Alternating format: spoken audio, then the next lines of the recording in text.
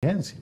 Entonces, por ejemplo, yo que he tenido el privilegio de gestionar una universidad pública y una universidad privada, en este momento tengo, repito, el privilegio de conocer las bondades y maldades de cada modelo. Entonces, y como he tenido la oportunidad de ensayar la experiencia en la pública y en la privada, conozco las desviaciones y las limitaciones de las privadas y conozco las virtudes, repito, de ambos sistemas. Bueno, yo, por ejemplo, no tomo ninguna decisión como rector, sino en equipo rectoral. Entonces yo la parte administrativa, gerencial, por llamarlo de alguna manera, la manejo en equipo. ¿Por qué? Para garantizar la máxima coordinación posible. Claro. Y la parte académica en equipo en consejo universitario. Entonces, los lunes yo manejo, o sea, dirijo la Universidad Católica, Cecilia Costa, la parte administrativa con mi equipo rectoral y los directores, y los jueves con los decanos y sus respectivos equipos, ¿no? De tal manera que tratamos de lograr la mayor coherencia posible sobre dos conceptos que son fundamentales: discusión, consenso, y coordinación y eficacia, ¿no? Entonces, bueno, ¿por qué? Porque hoy en día estamos obligados a la gerencia y a la administración académica y estamos obligados a la eficacia, ¿no? A la optimización de recursos. Entonces, bueno, si asumimos bien estos desafíos, la universidad, vamos a llamarla tradicional, va a sobrevivir. Si no lo asumimos bien, van a venir nuevos modelos universitarios más eficientes. De hecho, ya hoy en día en el mundo, la investigación más importante no necesariamente se está haciendo en las universidades. Aunque en muchas de esas investigaciones está involucrado directo o indirectamente al sector universitario, pero ya no es la universidad responsable de la investigación.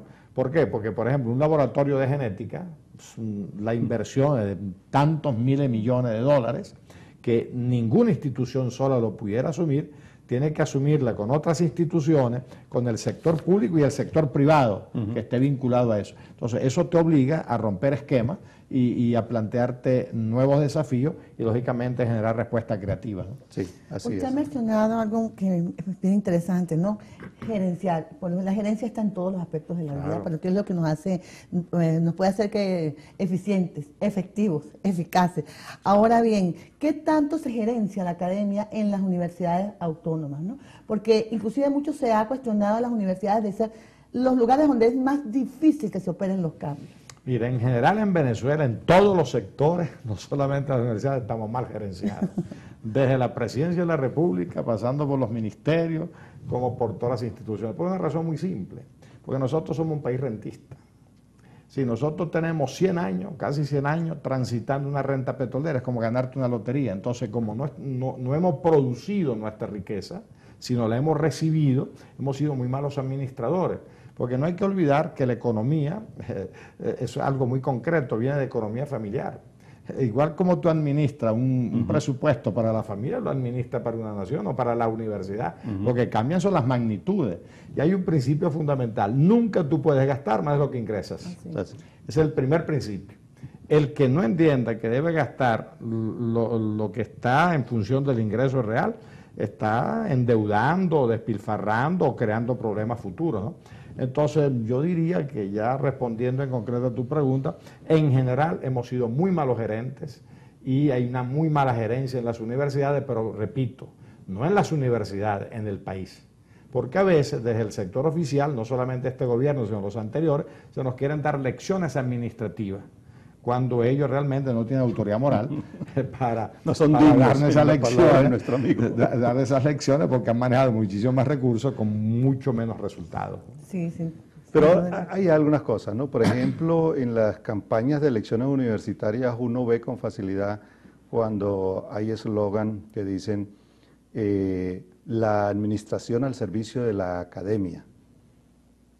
O, por ejemplo, en la práctica uno ve cómo posiciones políticas orientan toda una universidad, todo un pluralismo de ideas. Sí.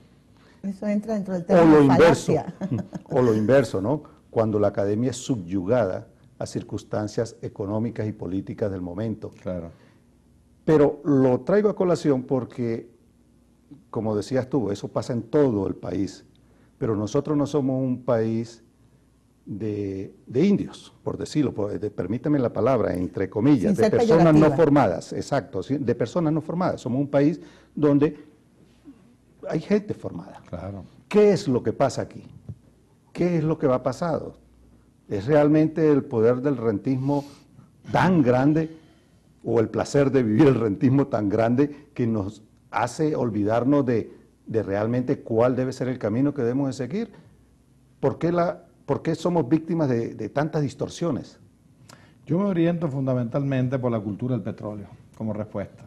Sin lugar a duda, sin caer en un determinismo materialista, o sea, la economía determina la política, etcétera, pero sin lugar a duda la economía condiciona fuertemente el fenómeno social, el hecho social y las mentalidades. Entonces, casi 100 años de vivir de una renta petrolera, se creó una cultura del petróleo.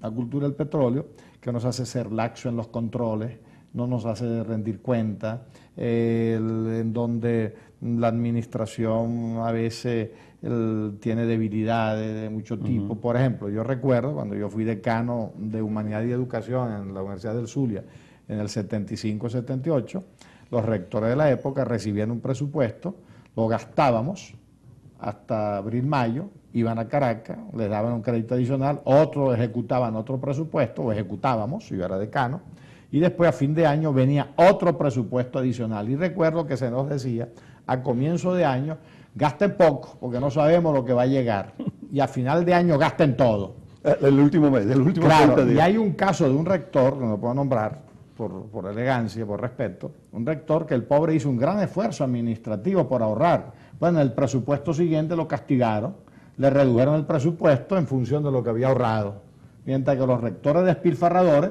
le aumentaron el presupuesto que habían gastado más. Sí, tenemos que hacer una pausa. Tenemos que hacer una pausa, amigos. Enseguida estamos con más, aprovechando la visita del doctor Ángel Lombardi a nuestra Universidad de los Andes.